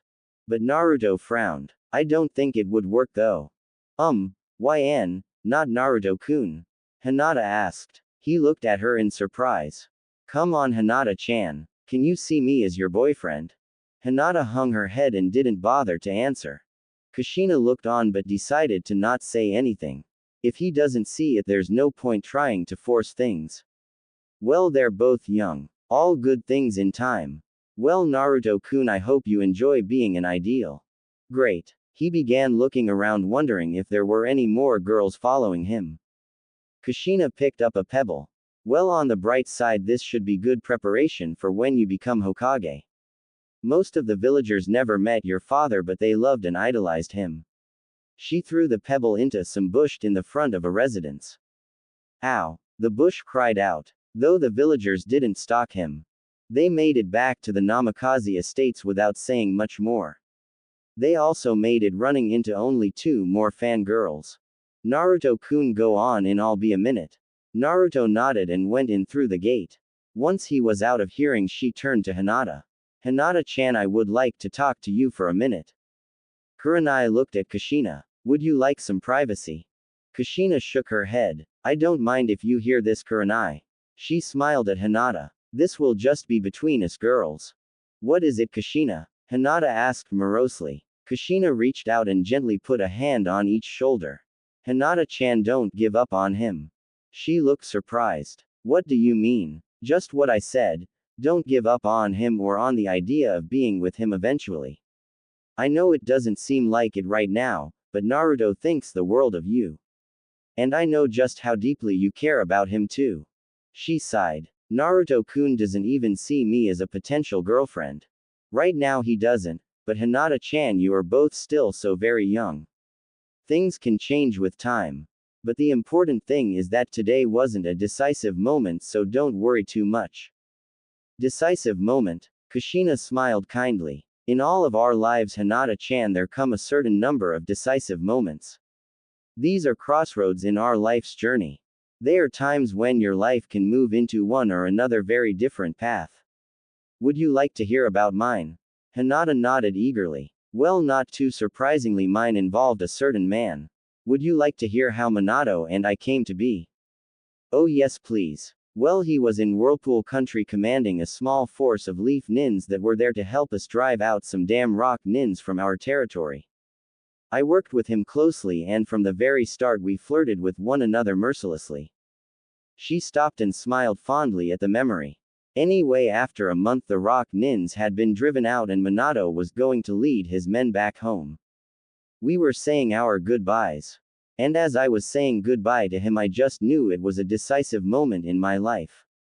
He wasn't Hokage then, but he was the Yellow Flash of Konoha, a ninja legend, and the most beautiful man I ever laid eyes on. I knew that I would probably never see him again, and my heart ached at the thought. It was a decisive moment, and I decided to follow my heart. What did you do? Hinata asked wide-eyed. Kushina's eyes warmed. I grabbed him and gave him the most passionate kiss of my life. Hinata gasped. You didn't. Kushina laughed. Oh yes, I did. And you should have seen the look on his face. But you see, Hinata-chan, everything else that happened, our falling in love, our marriage, and the birth of our son all started from that decision to follow my heart. I took a chance, and if I hadn't, then none of it would have happened. Do you understand what I am telling you, Hinata-chan? When your decisive moment comes, listen to your heart and follow its dictates, no matter how frightening. Hinata looked down again and began pressing her fingers together. Wah, what if you're not strong enough to follow your heart? Kushina paused for a bit and really regretted what she was about to say. Then you don't deserve him. Hinata gasped and her face shot back up. What? Kushina went down on her knees while keeping a gentle hold on Hinata's shoulders. Hinata-chan, you are a dear sweet child and I am very fond of you. I do not doubt that you will grow into a fine woman and one day be a fine wife. But Naruto-kun is no ordinary person. He is going to be an extraordinary man just as his father was. And for such a man, an ordinary wife will never do. Until now his life has been hard and it will only get harder. There are things about him that you do not know, terrible things. Within him is an unlimited potential not only for greatness but for the tragic as well. From the day of his birth until the day his life ends, his life will be a bitter struggle against enemies you cannot imagine, both within and without. I believe he will triumph in the end no matter the odds, because he has within him his father's courage. He has that rare strength to do what must be done whatever the cost. She paused for a bit and Hinata was entranced. She hung on every word. She knew this was vitally important. Kushina's green eyes bored into Hinata's lavender ones. When I took my marriage vows, I pledged everything to be with him. My life, my heart, my very soul, I offered everything I was and ever would be so I could be with the one I loved. For to be with a truly great man, nothing less would ever have been enough. Can you do the same, Hinata-chan? Can you pledge everything to be with him? Can you offer your life, your heart, and your very soul to stand beside him? Do you love him that much? Because if you cannot give him everything that you are and ever could be, then you do not deserve him. The little girl looked at her stunned and lost. Kushina, shish. Kushina put a finger to her lips and shushed her. You don't have to answer me now. In fact, you don't have to answer me at all. But one day, Hinata-chan, likely years from now, your moment will come and you will have to answer then. She leaned forward and gave the small child a kiss on her forehead. Good night, Hinata-chan. I will see you in the morning. With that, she left to return to her home and her son. The first 3 weeks at the academy went well. Naruto found nothing hard in either Iruka's lessons or in Mizuki-sensei's. He excelled in all the subjects with relative ease. The truth was, there was nothing he was being taught that his mother had not already covered and gone far beyond. His mom had given him a crash course on girls and taught him how to be polite to them without encouraging them too much. Ultimately, he had decided not to get a girlfriend and simply endure the attention of most of his female classmates. At least the stalking had come to a stop after a couple days. His mom had taken out her sword and swung it around her head while unleashing a high-pitched and undulating battle cry. After that, the girl settled for showing him attention in the classroom. Ino maintained her flirtatious ways and Naruto put up with it more or less with good humor. Throughout, Hinata was always the one at his side. She had begun to train with him and his mom more.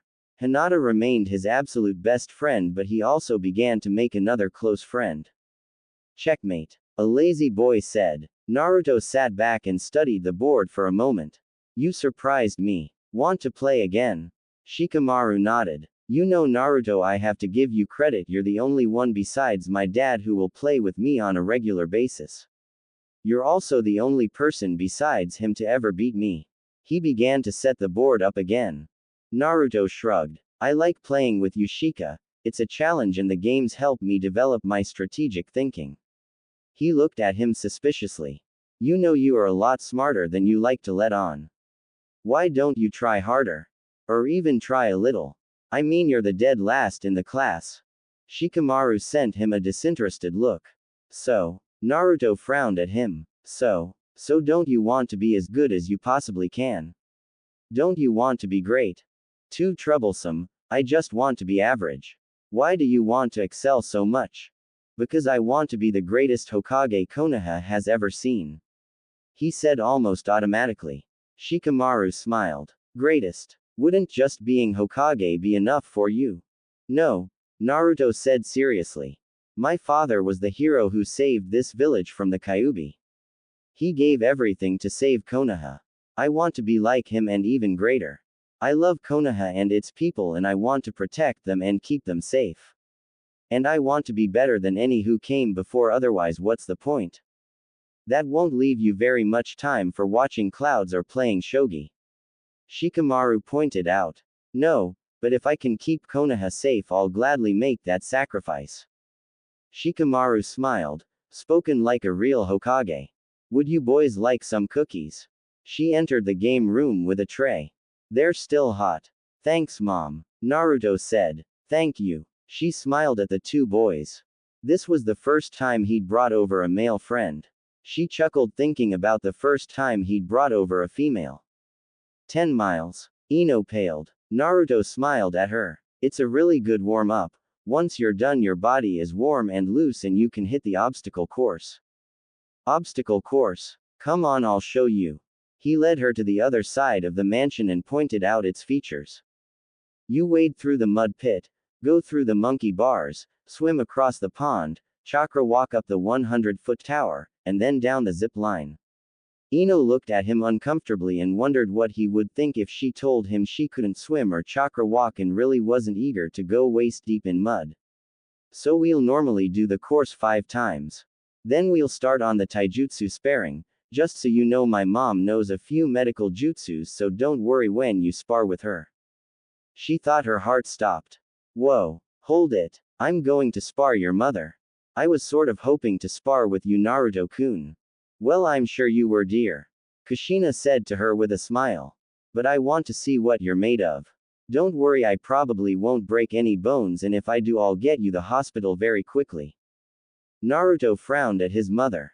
Mom, you said you would take it easy on her. Kushina shrugged. I said I wouldn't break any bones. Anyway, after that we usually break for an hour to eat lunch.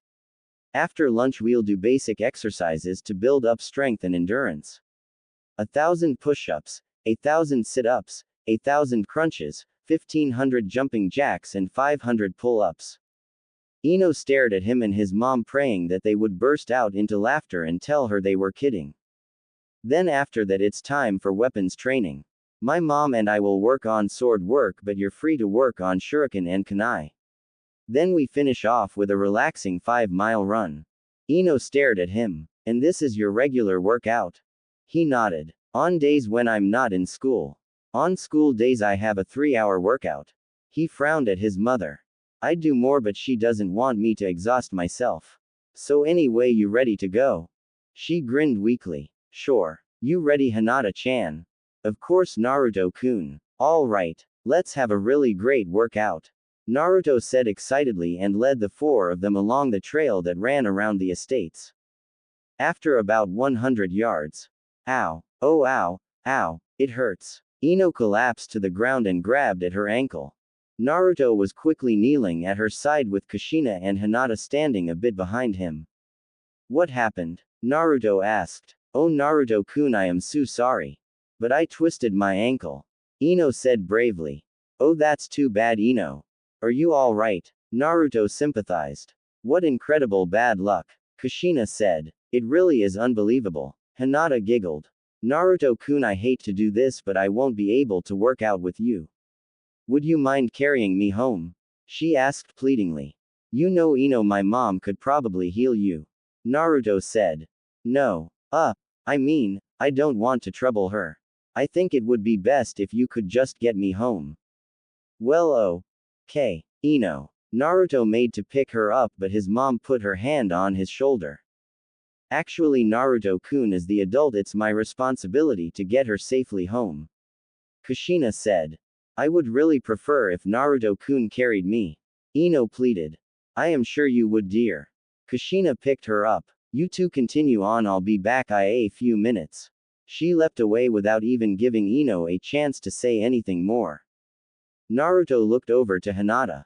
Hinata-chan, why are you laughing? Oh, no reason, Naruto-kun. She tried but couldn't stop laughing. Listen, Naruto, I'm having a birthday next week. And even though it's troublesome, my parents are throwing me a party. You want to come? Both Naruto and his mom were taken by surprise and stared at him. Did I say something wrong? Shikamaru, Kushina said carefully. Do your parents know you wish to invite Naruto? Of course, he answered without concern. I wouldn't have asked him without being sure my mom wouldn't be troublesome. My folks say that if I want you to come, you're welcome. Naruto looked excitedly at his mom. Mom, can I? Kushina smiled and nodded. Of course, son. She looked to Shikamaru and actually gave him a slight bow. Shikamaru, thank you for extending this invitation to my son. Are you coming in with us, Mom?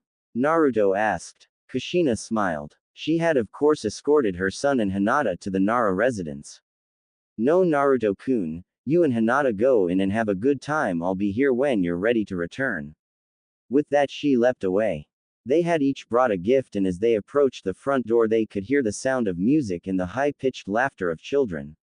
As they stood ready to ring the bell, Hinata noticed something. Naruto-kun, you look nervous. I am Hinata-chan. This is the first time I've ever been invited to a friend's house. I mean, except for all the times I stayed at Hyuga. Hinata smiled easily. She found it to be an odd role reversal to be the confident one for a change. I have been to many formal dinners and functions, it'll be fine, Naruto-kun. You have been invited and I know your manners are excellent. I guess you're right. He reached out and rang the doorbell. The door was opened a moment later by a man who looked like an older version of Shikamaru with some facial scars. Naruto and Hinata both bowed. Thank you for welcoming to your home, Shikaku-san. His mother had been sure to inform him of the names of both of Shika's parents. Yes, Hinata added. We are both very happy to have been extended invitations to your son's birthday party. Shikaku gave them both an easy grin. No need to be so formal, you can call me Shikaku. Come on in, you are both welcome. They entered hand in hand. Most of their classmates were already there. The girls who were there immediately noticed him entering with his usual Hokage cloak. As the girls swarmed towards him, he tightened his grip on Hinata's hand. Please don't leave me, Hinata-chan. He whispered to her, not wanting to be trapped by a pack of them. Hearing him say those words, she blushed a bit and smiled. I won't leave you, Naruto-kun. Wow. Delona said dreamily. Beautiful. Another girl cooed. So graceful. Ino sighed. Oh, he's not that good.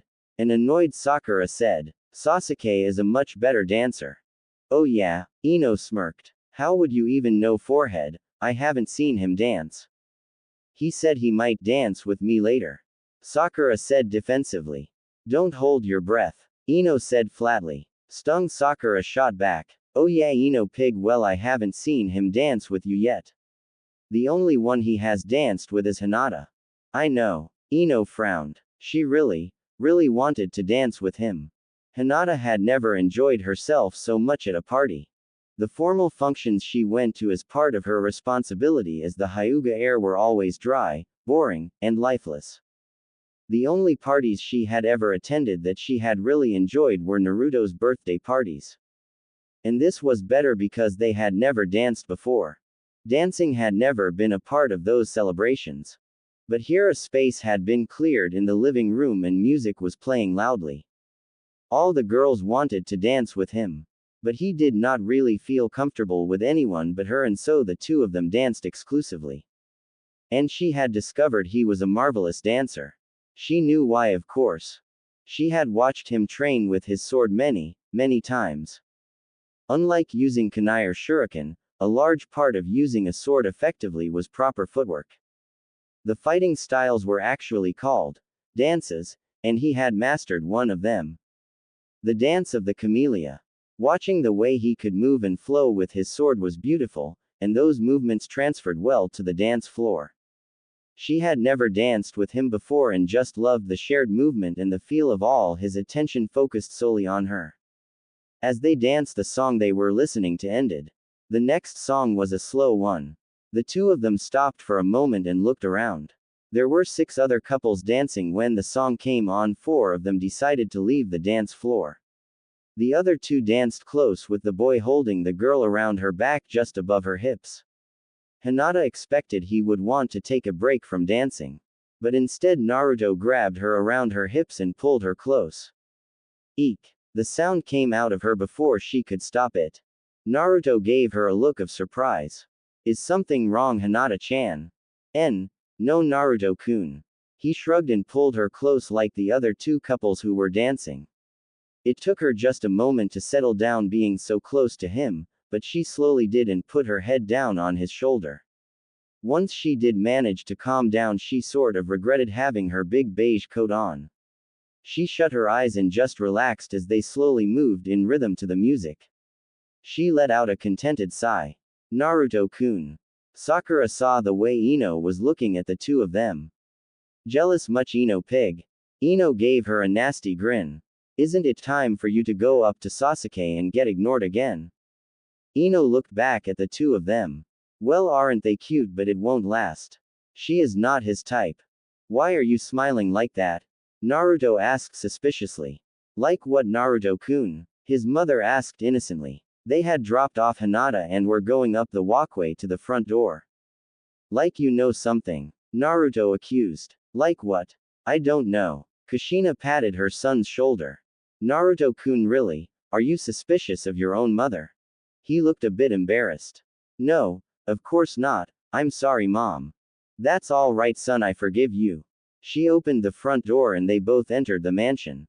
By the way, son, you and Hinata made the cutest couple on the dance floor.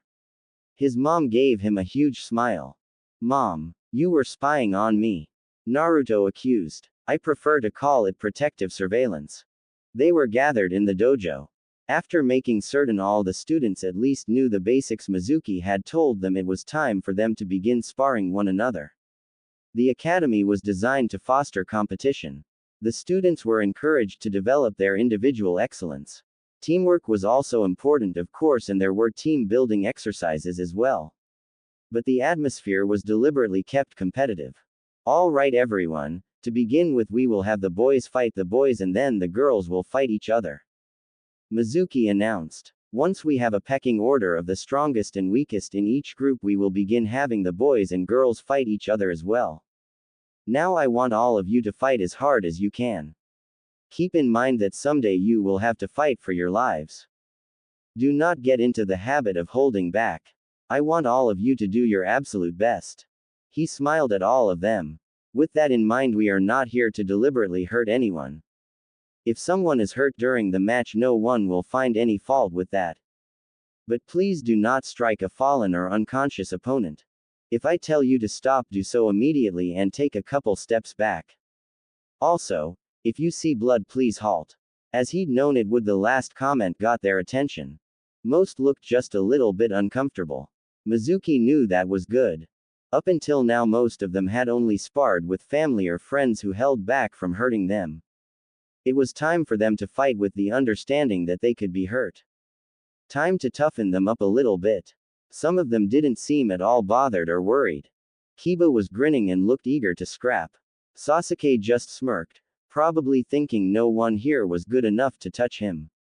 Naruto didn't change at all. He had the usual confident look about him. All right, demon, let's test you. Naruto and Kiba, please come forward. The two boys did so and took positions across from one another on the mat. Bow to one another. The boys gave each other respectful bows. Assume a fighting stance. Kiba took up a normal taijutsu stance.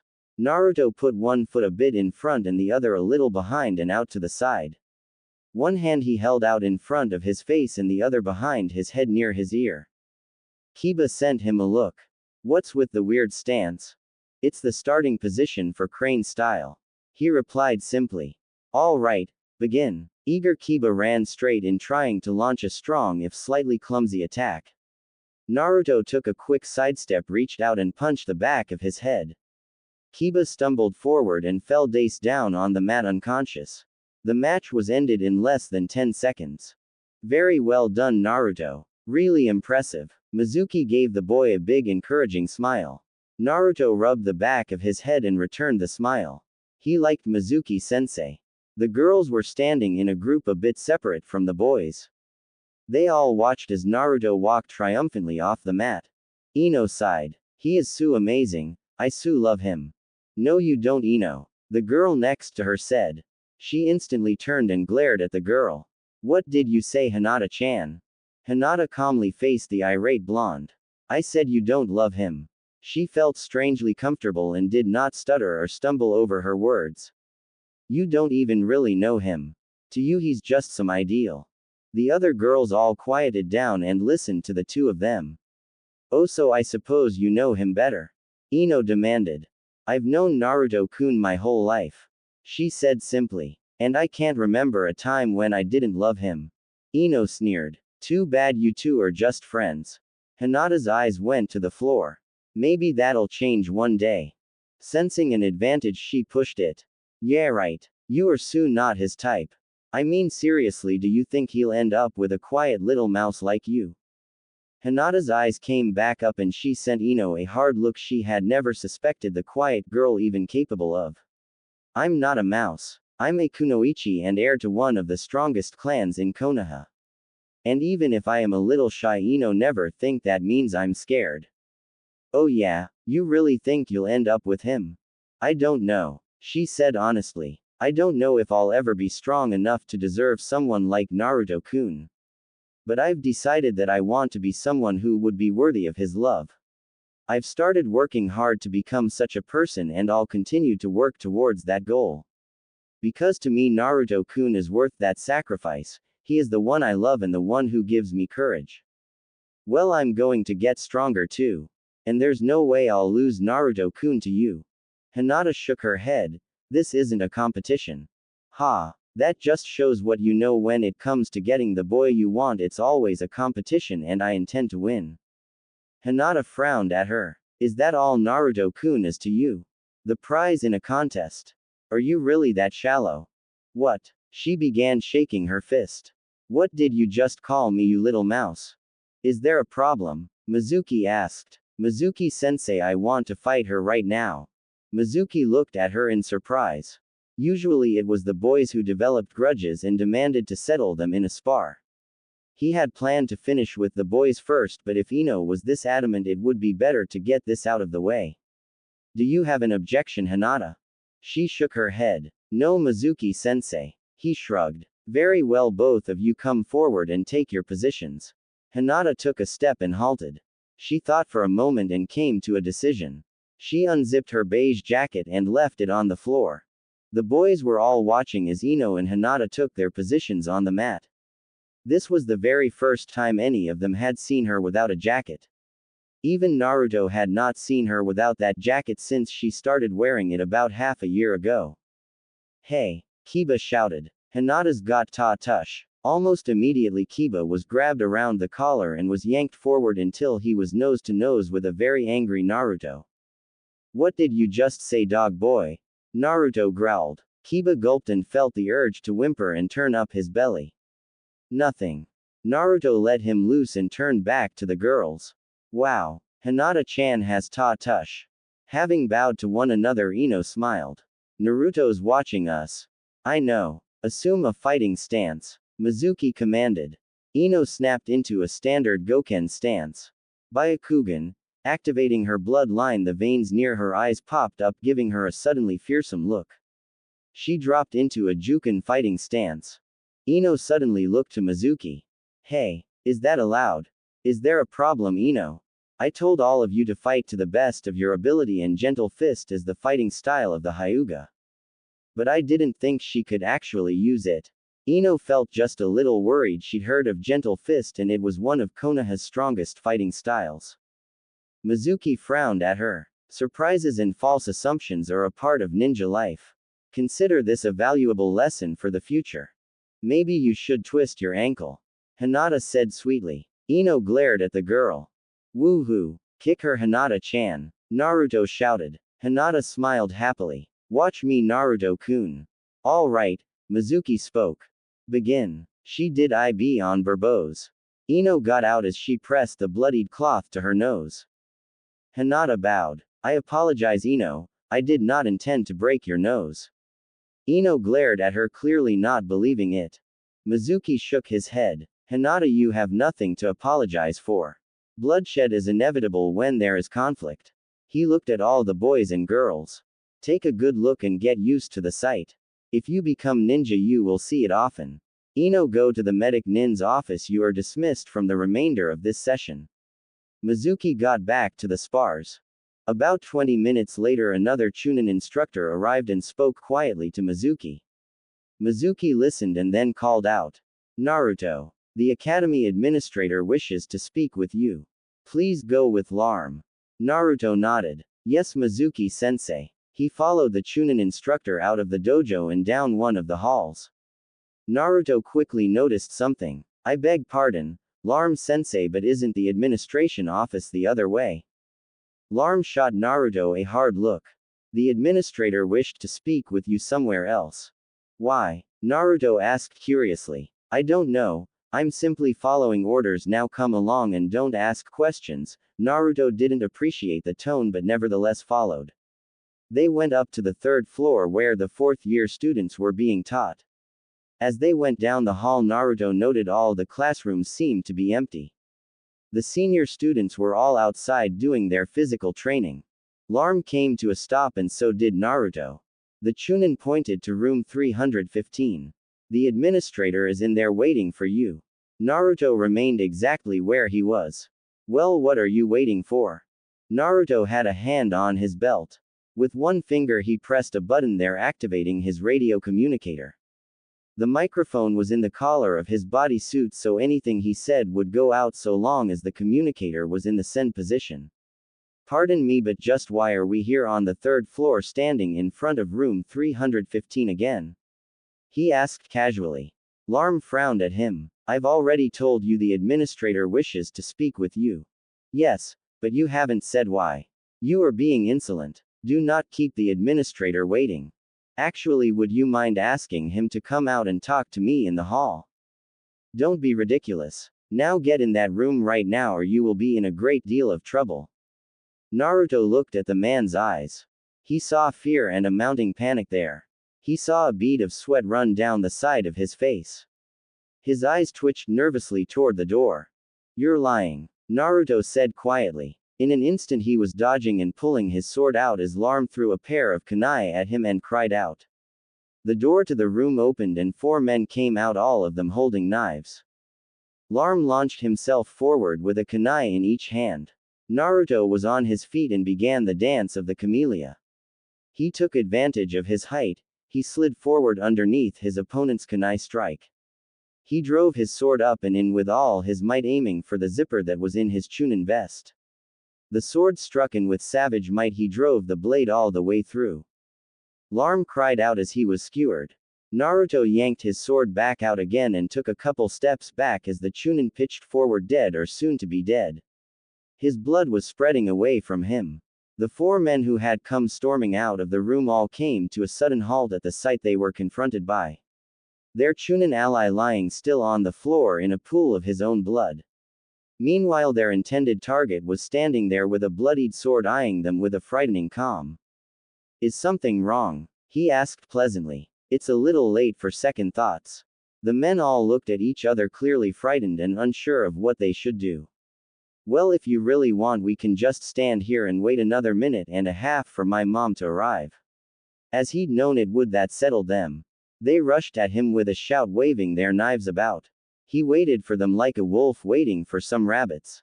It took 4 sword strokes and 2 steps to deal with them. It's over, Mom. He switched the communicator to receive. Naruto, are you all right? His mother's panic-stricken voice came over the link. I'm fine, Mom, he assured her. Are you still near room 315? Yes, Mom. Stay there. I'll be with you in just a minute. Oh. Okay. Mom. He switched off the radio. Now he could try and slow down his heartbeat. He looked down at the bodies of the 5 men he had slaughtered.